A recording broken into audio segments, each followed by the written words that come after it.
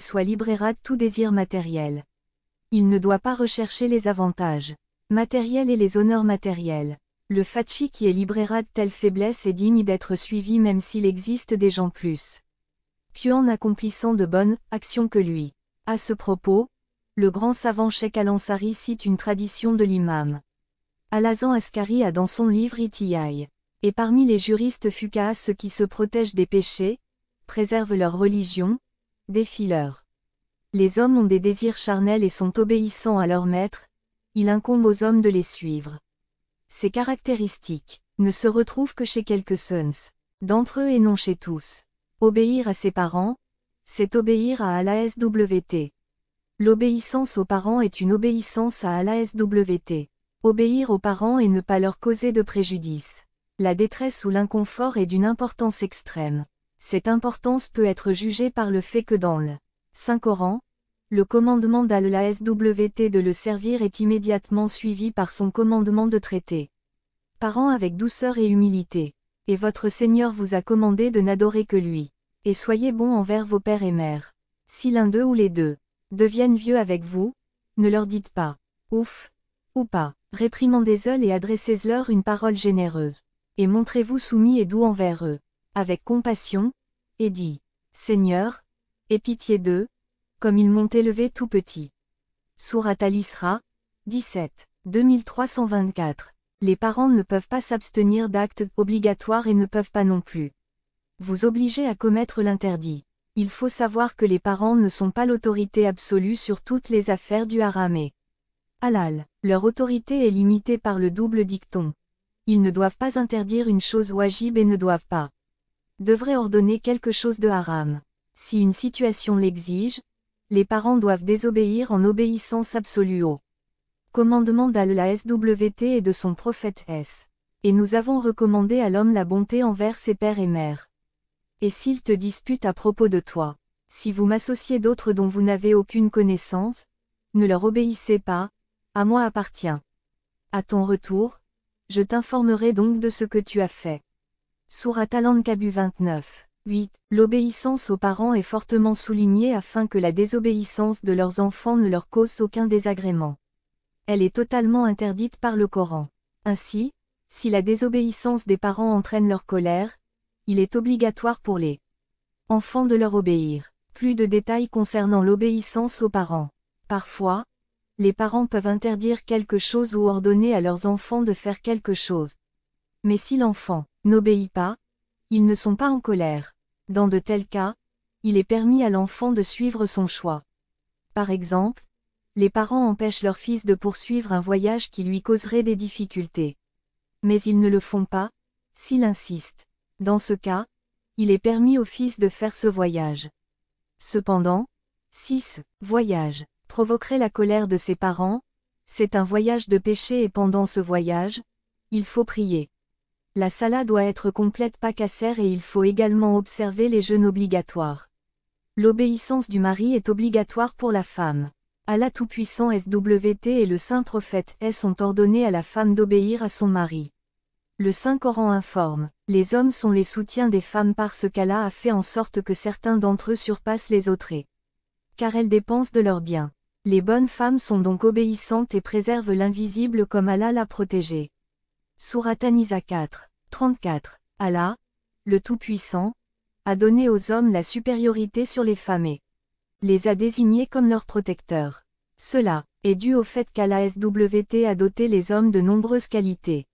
Les femmes ont une grande valeur comparée aux femmes, comme la force, le courage, etc. De plus, elles dépensent leur richesse pour leurs femmes. Ainsi, les meilleures femmes sont celles qui sont loyales envers leur mari et obéissantes à leur mari. Commande. Elles protègent ses biens et leur propre chasteté en l'absence de leur mari.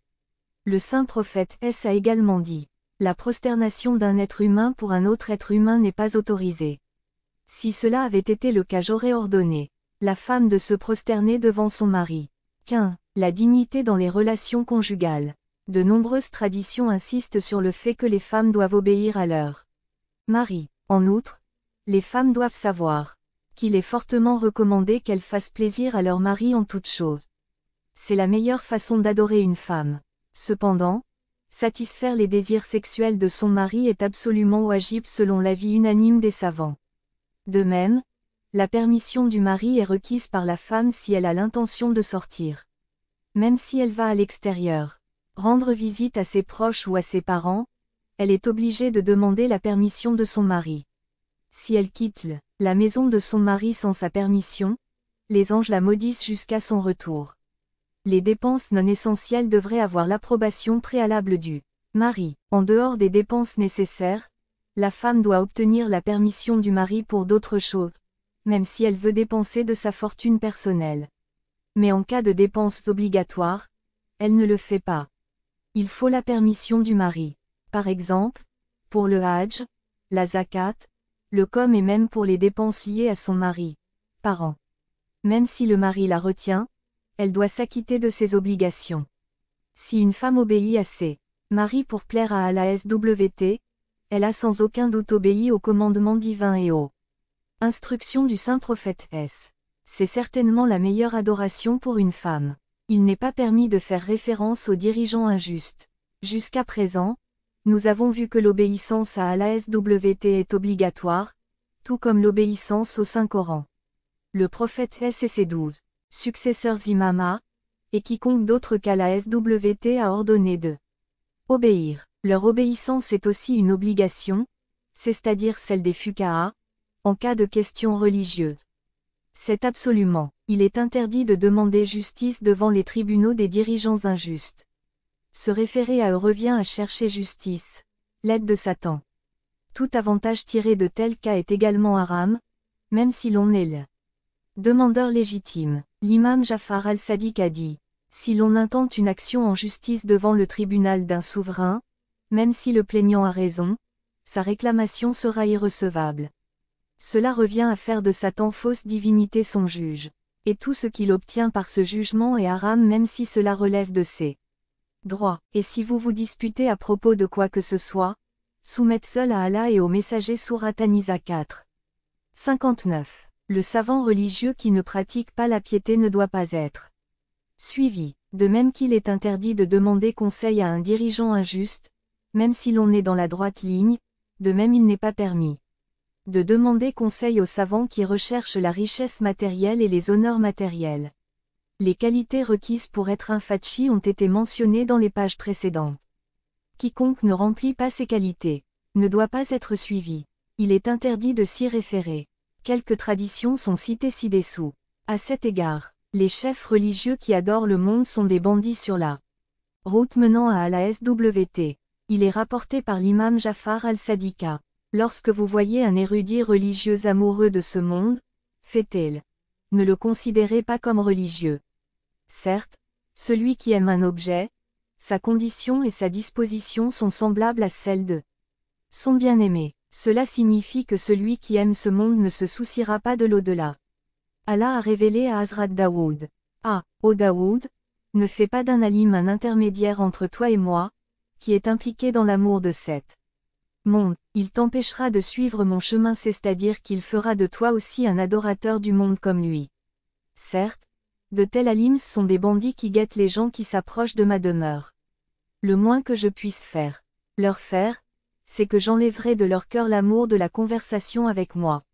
Et la douceur, aussi, un fachi ne doit appartenir qu'à Allah SWT. L'imam Muhammad al-Bakir a déclaré. Si quelqu'un acquiert la connaissance pour devenir vaniteux ou pour discuter avec les gens insensés ou pour obtenir, ou pour attirer les gens vers lui, alors il a certainement fait du feu sa demeure. En vérité, l'acquisition de biens n'est permise que pour ses propres besoins familiaux. 17. Les gens ordinaires sont déficients.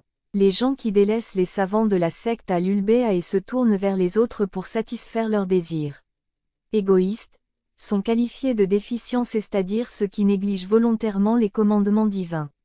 Ils sont mentionnés dans le verset suivant du Saint-Coran. As-tu donc considéré celui qui prend pour sa divinité son vil désir? Sourate Al-Jathiya 45. 23. Tawhid et shirk dans l'adoration. Allah, le Tout-Puissant, a invité toutes les créatures à lui rendre hommage afin que sa majesté se manifeste.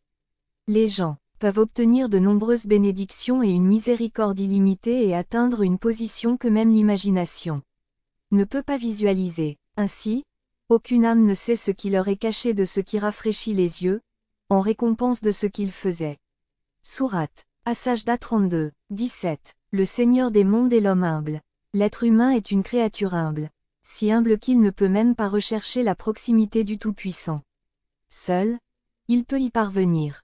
C'est pourquoi, Allah SWT, par sa sagesse insurpassable et sa miséricorde infinie, a désigné le dernier prophète comme intermédiaire pour former un lien solide entre l'homme humble et le Tout-Puissant.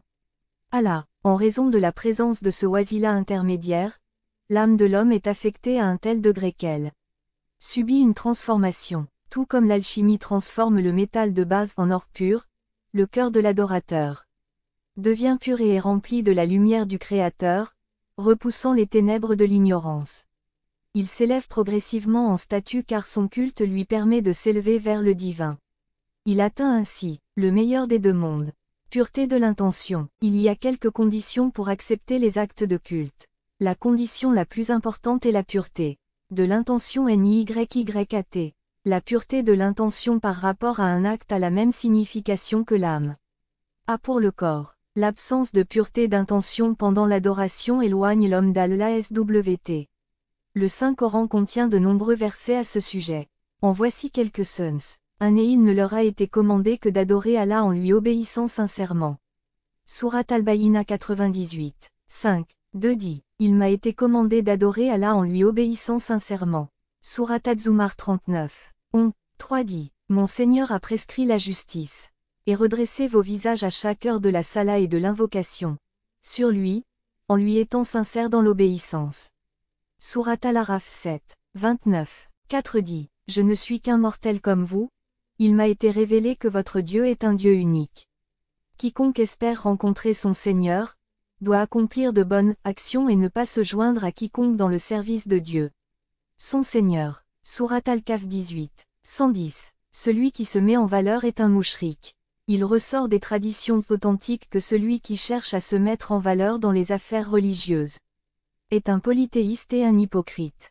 Il est inévitablement condamné au châtiment divin.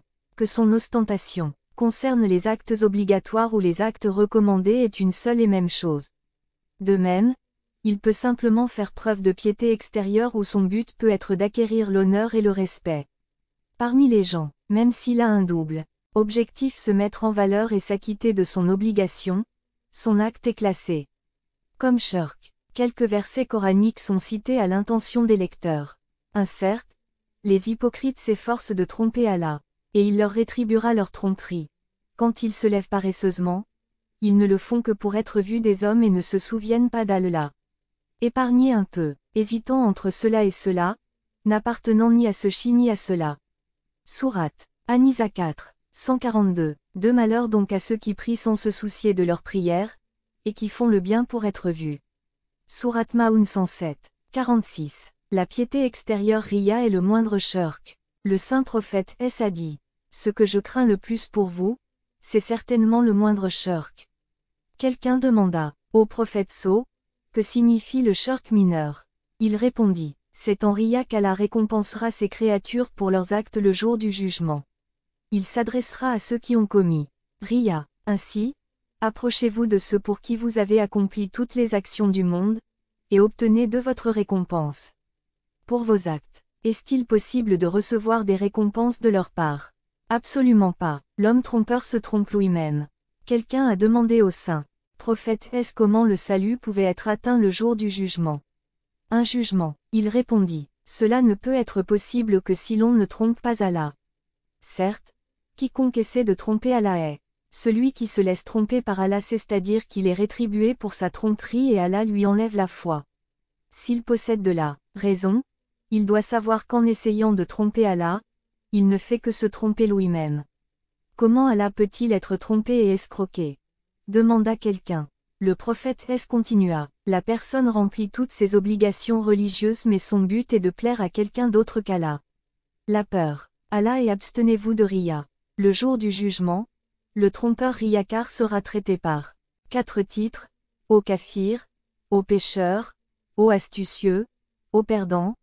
Tes actes sont annulés et la récompense de vos actes sont perdus. Aujourd'hui, Vous n'avez aucune valeur. Allez et cherchez la récompense de vos actes auprès de ceux qui. Pour plaire à celui à qui vous avez accompli vos actes. 19. Le feu de l'enfer pleure à cause des trompeurs riyakars. Il est rapporté de l'imam Muhammad al-Bakir et de l'imam Jafar al-Sadiqa. Si une personne accomplit une bonne action pour obtenir l'agrément d'Allah et la récompense dans l'au-delà, mais aussi à l'intention de plaire aux autres, alors il sera qualifié de mouchrik. 20. Le saint prophète S a informé. Certes, le feu de l'enfer et les gens de l'enfer crieraient au secours à cause des trompeurs. Quelqu'un demanda, ô prophète d'Allah S, comment le feu crierait-il?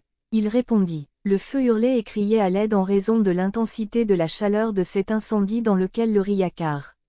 Les gens brûleraient. Amir ul-Mouminin Ali a dit, certes, Allah a envoyé son messager afin qu'il libère les gens de l'adoration du. Les gens et les orienter vers l'adoration d'Allah. Parfois, l'adoration conduit l'adorateur au feu de l'enfer. Abu Bazir a rapporté d'après l'imam Jafar al-Sadiq à qui l'a dit. Le jour du jugement, on présenterait une personne qui avait accompli la salat dans sa vie. On lui dirait que vous avez prié mais que votre intention était de vous mettre en valeur, afin que les gens apprécient votre adoration. Cette personne serait jetée dans le feu. Ensuite, on amènerait un récitant du Coran. On lui dirait, au moment de la récitation du Coran, que votre intention était d'exhiber votre voix douce pour que les gens puissent apprécier votre ton. Celui-ci sera également jeté au feu. La troisième personne à présenter sera celle qui est morte en martyr au djihad. On lui dira, l'intention pendant le combat était de faire étalage de votre force et de votre valeur. Il sera également conduit vers le feu. La quatrième personne était un homme charitable. On lui dirait que votre intention en faisant la charité était que les gens puissent vous qualifier de généreux. Ensuite, il serait également conduit vers l'enfer.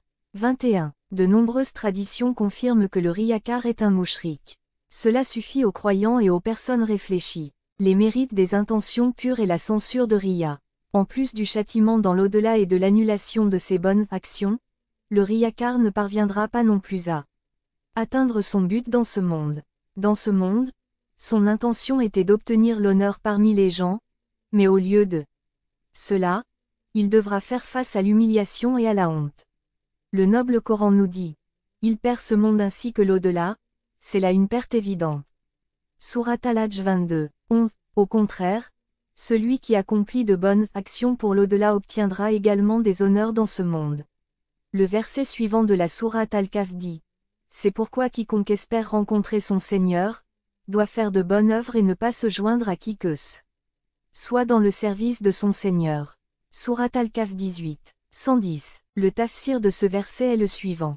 Quelqu'un accomplit une bonne action non pas pour rechercher l'agrément d'Allah, mais pour obtenir les louanges et l'admiration des gens, afin que les gens puissent le voir et l'entendre et qu'il devienne célèbre. Il est comme celui qui a un associé à Allah dans son adoration. Celui qui cache ses actes d'adoration aux gens et les réserve. Uniquement à Allah se verra finalement accorder une position honorable parmi les gens, par Allah. Alors que celui qui exhibe son adoration, ses faiblesses sont exposées par Allah et par conséquent il est dégradé. 22. Les actes véritables se manifestent sûrement. L'imam Jafar al-Sadiq a dit, si quelqu'un a l'intention de faire un petit acte dans le seul but de plaire à Allah, Allah fait en sorte que ce petit acte soit accompli. Son se manifeste à une plus grande échelle sur le peuple. Au contraire, si quelqu'un accomplit là, le plus grand des actes qui lui causent une fatigue physique et un épuisement en raison de nuits sans sommeil, tandis que si l'intention était d'acquérir les éloges des gens, son acte serait réduit à une bagatelle par Allah et manifesté sur le peuple, jusqu'à ce que le peuple commence à le détester. 23. La piété extérieure est le point de vue juridique. Si quelqu'un a commis du shirk en ce qui concerne les actes d'adoration, il doit se repentir sincèrement et avoir une ferme détermination de ne pas répéter son erreur. Il doit avoir l'intention d'accomplir toutes ses actions à l'avenir pour le seul but d'obtenir la satisfaction d'Allah SWT. Tout d'abord, il lui incombe de rechercher pardon de ses péchés passés. Deuxièmement, il doit répéter tous les actes d'adoration dans lesquels il avait commis riya, même si une partie de ce culte avait été contaminée dans l'intention de se mettre en valeur. Supposons, il avait commencé son acte avec une intention pure mais plus tard il s'est impliqué dans Riya, même ainsi son acte est annulé. Comme celui qui donne la zakat à un nécessiteux mais essaie ensuite d'obtenir un avantage en retour. Dans ce cas, il doit d'abord se repentir de son péché et ensuite redonner la zakat dans le seul but de parvenir à Allah. SWTS plaisir. De même, dans le cas de la salah, la personne peut en exhiber une partie qu'elle soit recommandée, par exemple le kounou. Ou bien elle peut l'accomplir en congrégation ou bien s'asseoir au premier rang pour se mettre en valeur. Dans tous ces cas, elle doit refaire cette salah. Riya dans les actes d'adoration. Il n'existe aucune preuve formelle que le riya soit haram dans les actes purement mondains, qui ne sont pas considérés comme des actes d'adoration. Par conséquent, les jurisconsultes n'ont pas rendu de verdict à ce sujet. Mais les vrais croyants s'abstiennent de tout type de riya, même dans les actes mondains et les actes miuba. La racine du riyakari est l'amour de ce monde. Par conséquent, si quelqu'un tombe dans cette habitude, il peut même commencer à en faire une partie de son adoration. Le savant respecté, Faiz al-Kashani écrit dans son livre, Muwajjatul Beda, que les gens ont recours au riyakari dans 5 types d'actions. 1 riya corporel, 2 riya de la beauté et de la robe, 3 riya de la parole, 4 riya des actions, 5 riya de nature extérieure. Les types de riya ci-dessus sont expliqués ci-dessous. Riya corporel, le fait de montrer son corps affaibli par un jeûne excessif et des rites nocturnes, ou de garder ses lèvres sèches pour que les gens pensent qu'il jeûne, ou de se montrer pieux pour que les gens le louent, tout en restant occupé nuit et jour à des actes religieux, est un acte de rébellion corporelle dans le cadre des activités de ce monde. 2 riya de la beauté et de la robe. Ce type de riya concernant l'au-delà, consiste à se raser la moustache pour que les gens pensent qu'il suit les gestes recommandés ou qu'il marche lentement avec la tête tournée vers le bas ou qu'il porte des vêtements sales pour montrer que l'on a du mépris pour le monde. Le raya de la beauté et de la tenue vestimentaire par rapport à ce monde consiste à montrer sa tenue vestimentaire et sa belle apparence afin que les gens soient attirés par la personne. 3 riya de la parole. Le riya de la parole concernant l'au-delà consiste par exemple à prononcer le dhikr, c'est-à-dire Alhamdoulilah pour montrer aller au peuple, montrer ses connaissances et sa grandeur en prêchant au peuple dans des assemblées. Interdire le mal et recommander le bien au public en faisant craindre la colère divine sans avoir toute intention pure. Dans le monde mondain, ce riya peut prendre la forme de se vanter de ses réalisations et de ses capacités afin que les gens l'adorent, être extrêmement sociable et saluer au-delà des limites, même les étrangers, pour atteindre la popularité, etc. 4 riya des actions. En ce qui concerne les actions de l'au-delà, riya consiste à prier la salah pour se mettre en valeur. Par exemple, réciter de longs chapitres ou rester longtemps en inclinaison ou en prosternation.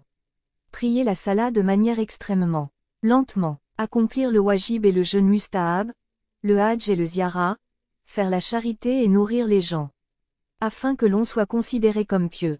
En ce qui concerne les actes mondains, il s'agit de se comporter avec les gens en accord avec leur façon de penser et de dépenser.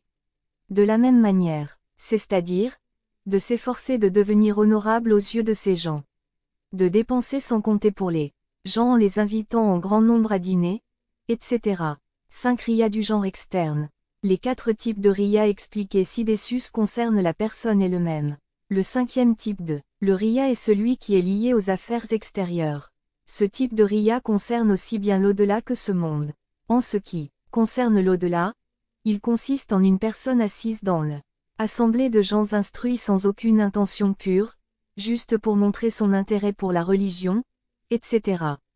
Ou pour sortir pour rencontrer des gens pieux ou inviter les érudits chez lui pour dîner afin que les gens considèrent. Il est interdit de le considérer comme religieux.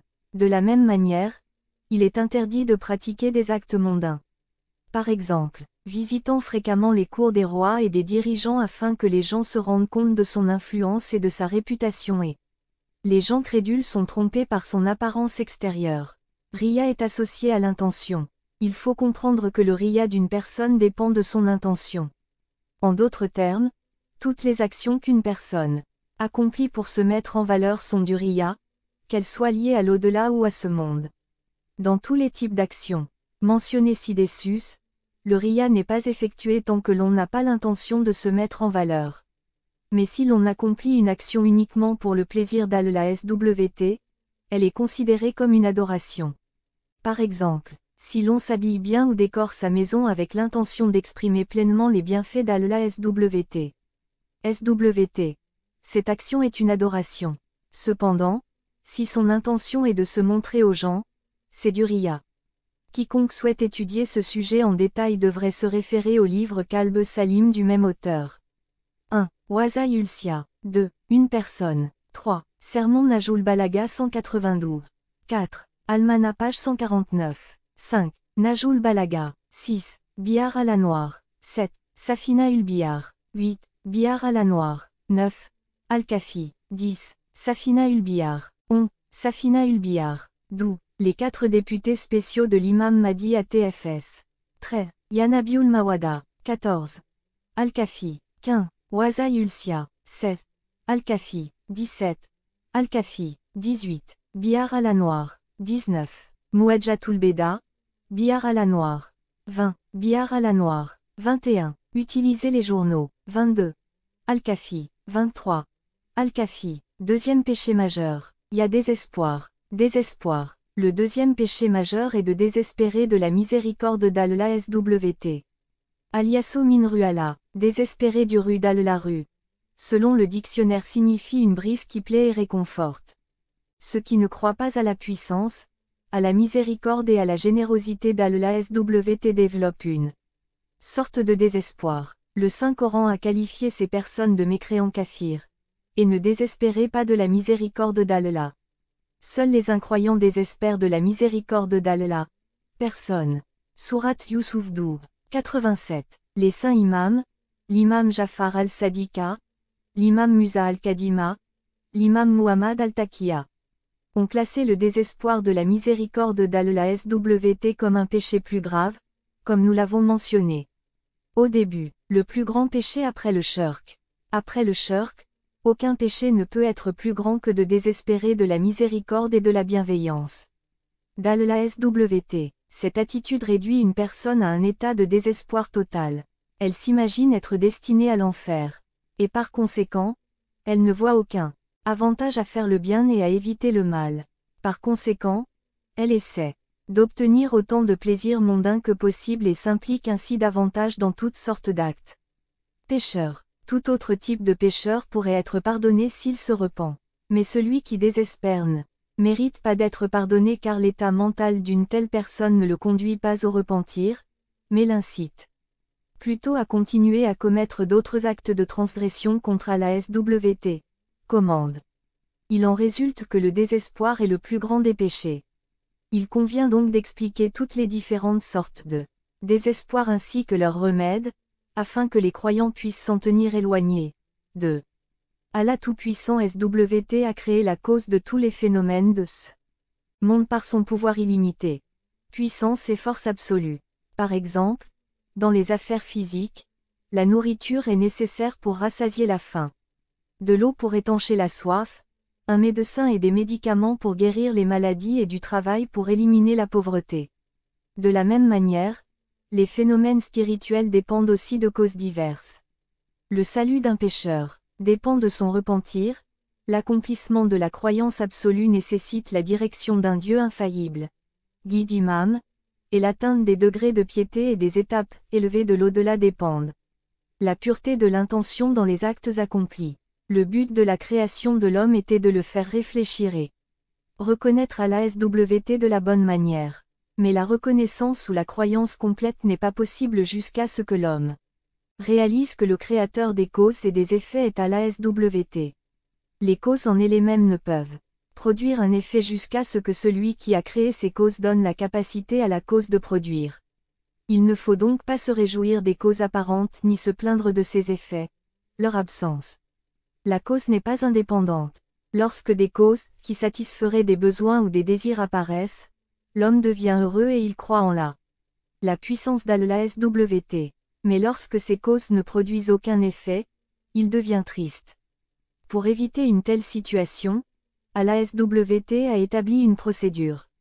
Premièrement, Il rend les causes inefficaces, afin que le croyant ne considère pas que ces éléments sont originellement dotés de propriétés efficaces. D'autre part, il crée des facteurs qui n'existaient pas jusqu'alors, afin que le peuple croyant ne tombe pas dans le désespoir. Quelques exemples sont mentionnés pour expliquer ce fait. Premier exemple. Le feu n'a pas brûlé. Le couteau n'a pas coupé. Le feu allumé par l'ordre de Namrud pour brûler Ibrahim a été rendu privé de ses biens brûlants, par Allah SWT. On dit que le feu était si intense que les oiseaux volant à une hauteur de 3000 avaient l'habitude être brûlés par la chaleur et tomber morts. Ils jetèrent donc Hazrat Ibrahim dans le feu à l'aide d'une catapulte tirée de loin. Dans le Saint-Coran, Allah SWT dit, nous dîmes, ô feu, sois fraîcheur et paix sur Ibrahim. Surat Al-Anbiya 21, 69. Le feu perdit immédiatement sa propriété essentielle de brûler et se refroidit, et si Allah SWT n'avait pas, il a ordonné que ce soit paisible sûr pour Ibrahim, il aurait fait plus froid et aurait peut-être gelé. Ibrahim a mort. De la même manière, quand Ibrahim a procédé à l'égorgement de son fils Ismaïla, le couteau a été émoussé. Par ordre d'Allah SWT, Ibrahim a jeté le couteau et une voix en est sortie. Le Ralil, l'ami d'Allah SWT m'ordonne de couper et le Seigneur des armées célestes m'en empêche. Deuxième exemple. Musa'a et Firon. L'histoire nous apprend que les tyrans ont toujours opprimé les représentants d'Allah SWT sur terre, les prophètes et les imams. Ces dirigeants ont fait un usage incessant de toute la puissance et du pouvoir dont ils disposaient pour poursuivre les prophètes et mettre fin à leur jour. Mais Allah le Tout-Puissant SWT rendait leurs efforts nuls et non avenus. La vie de Moïse pendant le règne de Pharaon est pleine de tels exemples du début à la fin. Un roi puissant comme Pharaon voulait tuer Moïse alors qu'il était encore dans le ventre de sa mère, mais il n'y parvint pas et Moïse naquit. Pharaon poursuivit ses efforts pour le tuer, mais tous ses plans furent déjoués par Allah SWT. Les causes physiques et spirituelles n'ont aucune importance en comparaison du décret divin. Ainsi, Moïse naquit non seulement en toute sécurité, mais grandit dans le propre palais de Pharaon et sur ses propres genoux. Et la femme de Phiron dit, un rafraîchissement pour les yeux pour moi et pour toi, ne le tue pas, peut-être le fera-t-il. Soit utile à nous, ou bien nous le prendrons pour fils. Mais ils ne s'en sont pas rendus compte. Surat Al-Qaza 28, 9. Troisième exemple. L'attaque d'Abraha sur la Kaaba. L'année de la naissance du saint prophète Sceau, l'armée de Nadjashi vint attaquer la sainte Kaaba. Elle était dirigée par le commandant Abraha. L'armée était composée d'éléphants et possédait tous les armements de guerre. Abraha, fier de sa grande armée et de ses armes, était sûr de son succès. Mais le Créateur de toutes les causes affaiblit leurs efforts. Quand Allah SWT le voulut, tous les humains et les animaux de l'armée s'immobilisèrent. Malgré tous leurs efforts, les éléphants refusèrent d'avancer vers la maison sacrée. D'autre part, Ababil apparut à l'horizon. Chacun de ces oiseaux portait 3 cailloux, un dans le bec et un chacun dans leurs griffes. Ils ont encerclé toute l'armée et ont commencé à les bombarder. Cailloux. Chaque caillou tombait sur la tête des soldats et transperçait leur corps pour atteindre le sol. Et s'y enfonça. En conséquence, toute l'armée périt, à l'exception d'un soldat. Ce soldat se retira auprès du roi Nadjashi et a raconté l'épisode en détail. Cet incident a pris une telle importance que l'année a commencé, appelée Amulfil, ou l'année de l'éléphant. Ainsi, l'histoire des Arabes enregistre la naissance de le saint prophète sera dans l'année 1 d'Amulfil et l'année de son beza déclaration de prophétie sera le 40e Amulfil. Quatrième exemple. Le saint prophète et comment sa vie a été sauvée. La protection du saint prophète contre les gens sanguinaires de la Mecque et plus tard le fait qu'il ait été protégé de la mort dans les différentes batailles est considéré comme un signe d'Allah SWT. Tous les polythéistes, ils s'étaient unis pour martyriser le saint prophète dès le jour où il avait proclamé sa prophétie. Ils avaient tous les moyens pour parvenir à leur but, mais comme le dit un couplet persan, qui peut éteindre la lampe allumée par Allah SWT. Cinquième exemple. Il crée sans cause apparente. Même si les causes apparentes, matérielles et immatérielles, sont absents, Allah SWT les crée par son pouvoir insurpassable. Il existe de nombreux exemples d'un tel phénomène. Le principal exemple est celui du père de l'homme, Hazrat Adam a, qu'Allah SWT a créé sans l'union d'un mâle et d'une femelle. Adam est venu à l'existence à partir de la non-existence. De même, le prophète Issa est né de la chaste servante, Janab Maryama, même si aucun homme ne l'avait touché. Hazrat Yahya est né de Hazrat Zakaria alors qu'il avait atteint un âge extrêmement avancé et que sa femme avait perdu tout espoir de concevoir. Hazrat Ishaq est né de Hazrat Ibrahim alors que Hazrat Ibrahim était âgé et malgré le fait que sa femme Janab Sarah était stérile auparavant. Le saint prophète S et sa connaissance. Le sceau des prophètes, Muhammad S n'a fréquenté aucune école et n'a appris d'aucun enseignant. Il n'avait pas été formé à la lecture et à l'écriture par un mortel. Pourtant, il était le professeur de l'humanité et il avait maîtrise des sciences coraniques. En fait, sa personnalité était un conglomérat des qualités de tous les prophètes précédents. La présence de qualités aussi remarquables chez une seule personne sans aucune. Les causes ne peuvent être comprises que comme la volonté divine. Les invocations sont exaucées sans la présence apparente. Moyen. Dieu Tout-Puissant écoute les invocations de ses créatures et exauce leurs désirs. Nous voyons souvent des gens qui n'ont aucun moyen de se débarrasser de leurs afflictions et de leur détresse.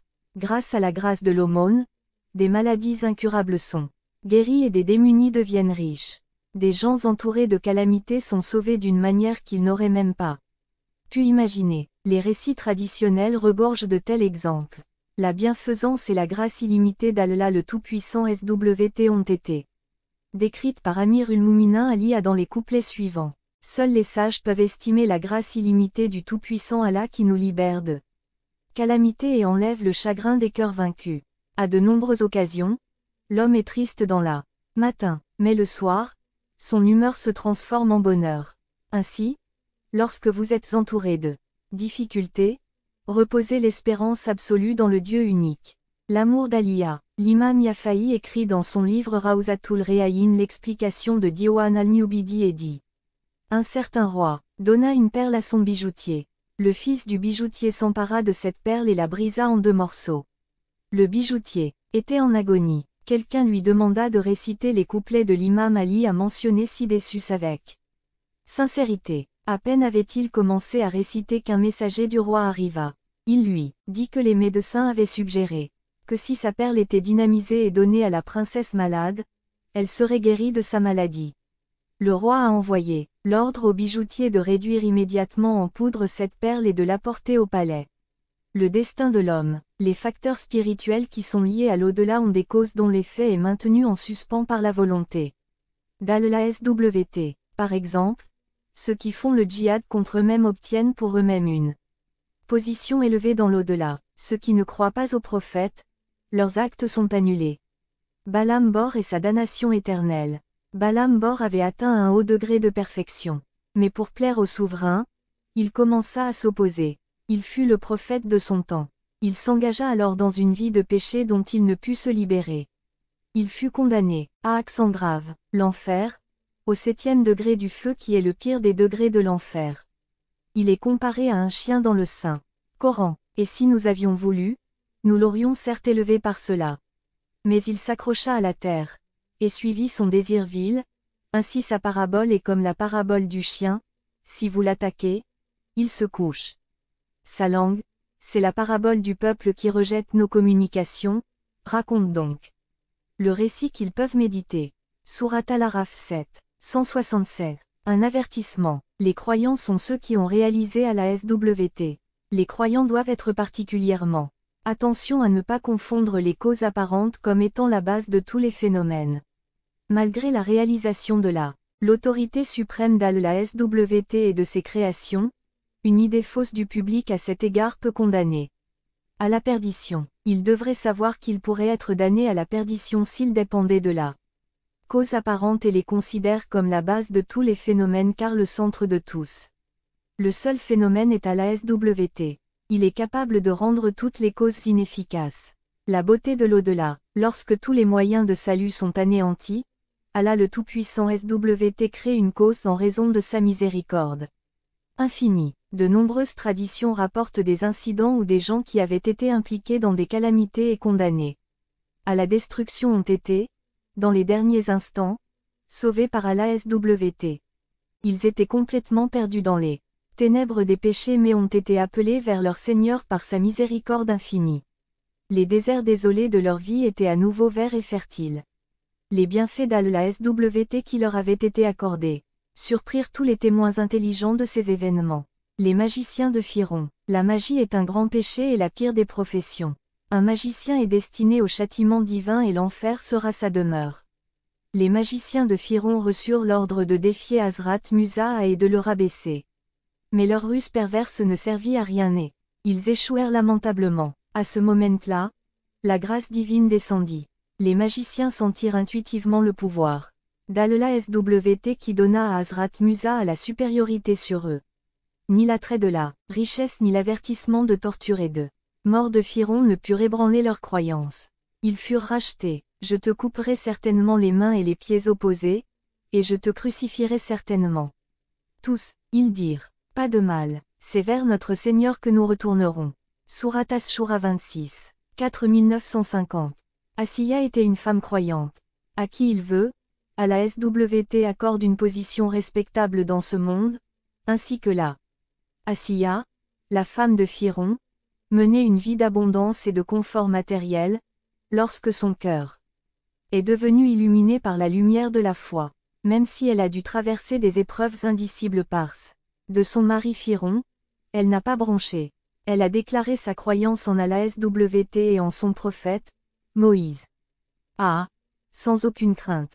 Au moment de sa mort, alors qu'elle était martyrisée, elle a prié son Seigneur. Elle dit, Seigneur, construis-moi une maison auprès de toi dans le jardin et délivre-moi du Pharaon et ses actes, et délivre-moi des gens injustes. Surat At-Tarim 66, 11. Les gens de la caverne, les habitants de la grotte, dont le nombre est estimé à 7, vivaient à l'époque du règne du roi tyrannique Dakianus. Dakianus prétendait être un dieu et les gens le suivaient.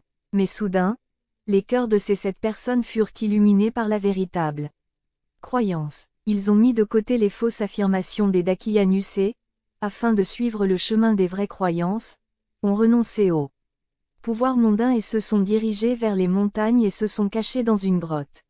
Cet incident est décrit en détail dans la sourate Al-Kahf. Leur exemple est conservé dans l'histoire jusqu'au jour du jugement. Réalisation avant la mort. Il est connu qu'il y a eu des gens tellement impliqués dans le péché que leur salut est apparu impossible, mais dans leurs derniers instants, ils ont réalisé et ils ont prié pour le pardon. Leur repentir sincère, tous leurs péchés ont été pardonnés et la miséricorde d'Allah le miséricordieux SWT est venue à leur secours. Ainsi, ils ont pu obtenir le salut et le bonheur dans l'au-delà. Ils seront parmi les heureux le jour du jugement. Mort immédiate en cas d'adhésion à l'islam. L'un de ces chanceux était un juif qui participait à la bataille du Hud. Son nom était Makrik. Il s'adressa à les membres des tribus comme suit. Vous ne savez pas que Muhammad est le prophète véridique et promis. Ils lui répondirent. Comment saisses-tu que nous ne sommes pas au courant? Alors pourquoi ne viens-tu pas à son secours? Demanda-t-il. La tribu a dit. Aujourd'hui c'est samedi sabbat. Il a dit. Mais c'était à l'époque de Hazrat Musa. Cela a été abrogé par le saint prophète et n'est pas acceptable pour lui. Quand il n'a reçu aucune réponse de la part des gens de sa tribu, il s'est rendu à le saint prophète est devenu musulman. Il était extrêmement riche. Il a confié toute sa richesse à le saint prophète et lui-même sont entrés sur le champ de bataille pour faire face aux incroyants. Il a été rapidement martyrisé. Il a dit que le saint prophète donnait souvent la charité à partir des biens de Makrik, le martyr. La béatitude éternelle. Ur ibn Yazid Riyahi était le commandant d'Ibn Ziyad. Il avait obstrué le chemin de l'imam Hussein et l'avait forcé à s'arrêter à Karbala. Cet acte méprisable l'aurait condamné à la damnation éternelle. Mais lorsqu'il entendit le sermon de l'imam Hussein le jour d'Ashura et aussi son isteghaza appel à l'aide, son cœur subit une transformation. La miséricorde et la grâce d'Allah SWT vinrent à son secours. Il se repentit sincèrement et s'allia au martyr de Karbala. De cette façon, il put atteindre la béatitude éternelle. Dans les derniers moments de sa vie, l'imam Hussein lui annonça la bonne nouvelle. Tu es Hurlibrera comme ta mère t'a nommé. Les gens sages ne perdent jamais espoir. Il ne faut jamais perdre espoir d'atteindre de hautes qualités morales et la perfection dans sa foi. En fait, il ne faut même pas douter de la possibilité d'y parvenir. Même si ce type de manque d'espoir n'est pas totalement interdit, le vrai croyant doit s'en abstenir. D'un autre côté, il ne doit pas prendre en considération ses capacités apparentes, comme la jeunesse, la force, la sagesse, la capacité de réflexion, la capacité de travail, l'enthousiasme, l'amour, etc. Être suffisant pour réussir dans l'au-delà. Beaucoup de gens manquaient des qualités ci-dessus, mais lorsque la miséricorde et la grâce d'Allah SWT sont venues à eux, grâce à leur aide, ils ont été élevés à une position élevée. Par exemple, des gens comme Fusa ibn Ayyar, Imran Sabi, Bahram Nazrani et Saïb Riya qui ont reçu le tawfiq d'Allah SWT alors qu'ils étaient devenus faibles. En raison de leur âge avancé et de leur incapacité à travailler dur et à mener une vie active, ils ont néanmoins atteint une position élevée. Le désespoir est un grand péché. Le désespoir est un plus grand péché car il implique la négation de la souveraineté absolue du Tout-Puissant.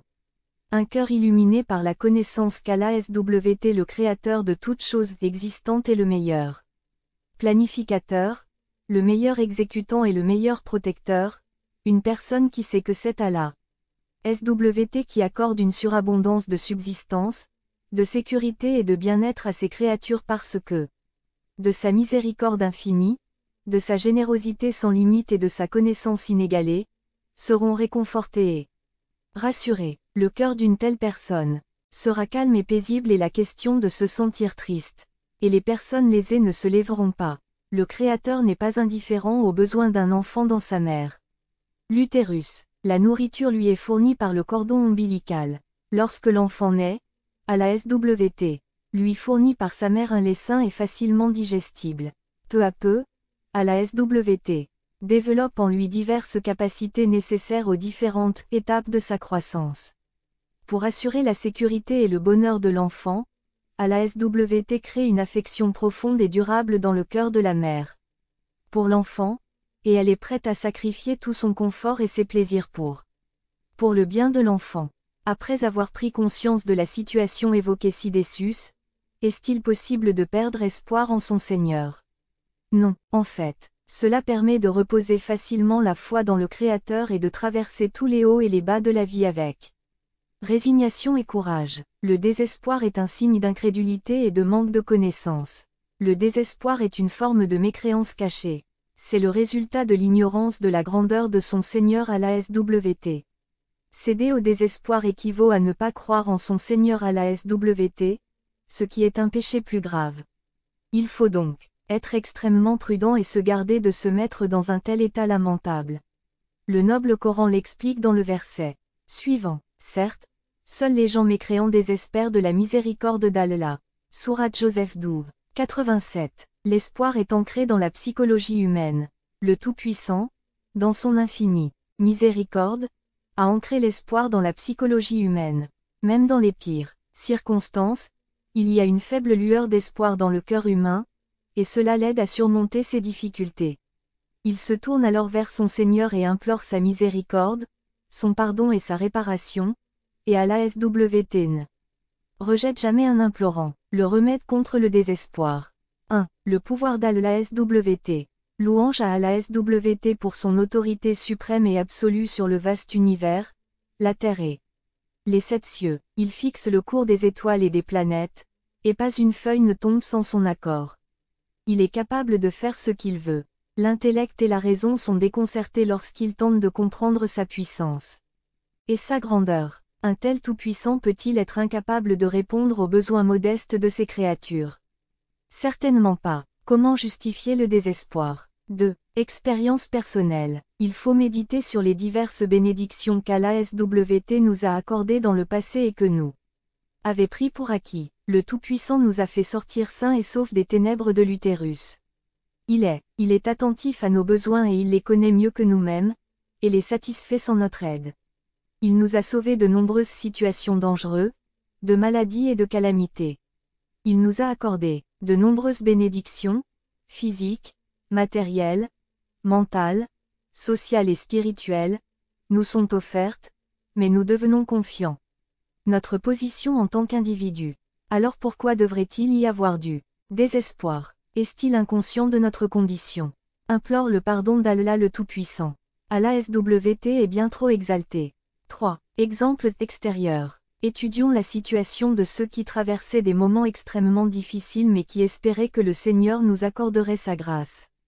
Bienveillance et miséricorde. Ils continuèrent à implorer Allah SWT jusqu'à ce qu'il accepte leur prière et les a redressés. Hazrat Ibrahim et son fils. Hazrat Ibrahim avait 112 ans et selon un autre rapport 120 ans. Sa femme respectée, Hazrat Sarah, avait 97 ans. Ils n'avaient pas d'enfant. Allah SWT leur a envoyé un ange pour les informer qu'il serait doté d'un fils. Et sa femme se tenait là, et elle rit. Nous lui annonçâmes alors la bonne nouvelle d'Ishak, et après Ishak celle de Jacob. Sourate Adon, 71. Elle dit, ô merveille, ESTCE que je porterai un fils alors que je suis une femme extrêmement âgée et que c'est mon mari. Un homme extrêmement âgé, c'est là une chose étonnante. Sourate Adon, 72. Ils dirent, vous étonnez-vous de l'ordre d'Allah. La miséricorde d'Allah et ses bénédictions sont sur vous. Aux gens de la maison, certes, il est loué et glorieux. Sourate Adon, 73. En bref, la miséricorde d'Allah SWT a béni Hazrat Ibrahim et Janab Sarah avec un fils, Ishak, à un âge où on n'aurait jamais pu s'y attendre. Hazrat Zakaria et son fils Yahya. L'âge de Hazrat Zakaria a été de 99 ans et celui de sa femme de 89 ans. Pourtant, il était, espérant la grâce d'Allah SWT, il pria avec sincérité et dit, mon Seigneur, certes, mes os seront détruits, sont affaiblis et ma tête s'enflamme de rouille, et mon Seigneur, je n'ai jamais échoué dans mes prières à toi, et certes, je crains mes cousins après moi, et ma femme est stérile, accorde-moi donc toi-même un héritier, qui méritera et héritera des enfants de Jacob, et qui fera de lui, mon Seigneur, celui en qui tu as mis toute ton affection. Ô Zacharia, nous t'annonçons la bonne nouvelle d'un garçon dont le nom sera Yahya. Nous ne l'avons jamais égalé. Il dit, Seigneur, quand aurai-je un fils, alors que ma femme est stérile et que je suis moi-même atteint d'une extrême vieillesse? Il dit, ainsi en sera-t-il, car ton Seigneur dit, cela m'est facile, et certes, je vous ai créé autrefois, alors que vous n'étiez que néant. Sourate Maryam 19, 49. Ainsi Allah SWT a accepté l'invocation de Hazrat Zakaria et Hazrat Yahya est né pour lui. Si l'on souffre d'une maladie depuis longtemps et qu'il semble n'y avoir aucun espoir de guérison, doit considérer cette maladie comme une punition pour ses péchés kafara. D'autre part, si grâce à ses prières et à ses sadakas la maladie est guérie, elle devient un moyen de salut. Hazrat AYYUBA et les tribulations. Si l'on veut atteindre l'humilité et la perspicacité, on doit étudier la vie de Hazrat AYYUBA. Après avoir été atteint d'une terrible maladie pendant 7 ans et selon d'autres rapports pendant d'Ixuan, il a prié à la SWT. Et AYYUB, lorsqu'il implora son Seigneur, en disant, un malheur m'a atteint, et tu es le plus miséricordieux des miséricordieux. Sourate Al-Anbiya 21, 83. Allah SWT a répondu à sa supplication en guérissant sa maladie et lui a également donné de la richesse comme auparavant. La sagesse cachée dans la pauvreté et la misère. Si quelqu'un est affligé par la pauvreté pendant une longue période et ne parvient pas à voir une issue, alors cette situation peut être considérée de deux façons. Premièrement, il est possible qu'il y ait une sagesse cachée dans sa pauvreté, et si cette personne avait accès à cette connaissance, elle pourrait elle-même choisir cet état pour elle-même et être heureuse par la même occasion. Deuxièmement, ceux qui ont passé la première partie de leur vie dans la pauvreté s'enrichissent généralement plus tard et vivent donc confortablement leur vieillesse. La richesse dans les mains vides. À titre d'exemple, un incident est cité dans le livre de Farah Badash-Zuda. Un riche homme d'affaires raconte. J'étais en voyage pour le pèlerinage et j'avais avec moi 3000 dinars et des bijoux en or et en argent. Je les avais attachés dans un sac attaché à ma ceinture. Mais j'ai laissé tomber ce sac lorsque je suis allé répondre à l'appel de la nature. J'avais parcouru plusieurs kilomètres de plus lorsque je me suis rendu compte que mon sac avait disparu. J'avais beaucoup de richesses, je n'ai donc pas jugé nécessaire de retourner chercher mon argent et il n'était pas possible de revenir. Lorsque je suis revenu dans mon pays natal, une calamité après l'autre s'est abattue sur moi. Peu à peu, tous mes biens ont disparu. La richesse a disparu. Mon respect public a commencé à se transformer en honte. En raison de l'embarras avant. Amis, les ragots des ennemis et une plus grande misère m'ont obligé à quitter mon village natal. Au cours de ce voyage, j'ai passé une nuit dans un hameau. À cette époque, tout l'argent que j'avais était un 1/6 de pièce d'argent. C'était une nuit sombre et pluvieuse. J'ai emmené ma femme dans une auberge bon marché pour la nuit. Tout à coup, ma femme a commencé à « J'ai des douleurs d'accouchement et un enfant est né ». Ma femme a dit qu'elle avait besoin de manger quelque chose, sinon elle pourrait mourir de faim. J'ai pris la petite pièce d'argent et j'ai frappé à la porte d'un vendeur de légumes. Après demande répétée, il a ouvert la porte. Je lui ai expliqué ma situation et je lui ai donné la pièce. J'ai apporté du lait caillé et du ghee dans un bol en terre. Alors que je me retournais et marchais quelques pas, j'ai glissé et le bol en terre cuite est tombé de mes mains et s'est brisé. J'étais frappé de chagrin et je ne pouvais plus me contrôler. Je me mis à me gifler et à crier fort. La fenêtre d'une maison voisine s'ouvrit et quelqu'un me demanda qui j'étais et pourquoi. Je faisais du bruit et dérangeais le voisinage. Je lui expliquai brièvement ma situation et ajoutai que ma femme, mon enfant et moi étions affamés et que ce malheur m'était arrivé. L'homme demanda, ESTCE que votre cri de joie ne concerne qu'une pièce d'argent. Non, dis-je, je n'avais jamais été aussi avare. Alors je lui ai raconté l'année où j'avais perdu mon sac de 3000 dinars. Il me demanda s'il y avait des signes distinctifs sur mon sac d'argent. Je pensais qu'il essayait de me duper, alors je protestais. Mais il insista et je le lui dis. Puis il me fit venir chez lui et envoya son esclave chercher ma femme et mon enfant.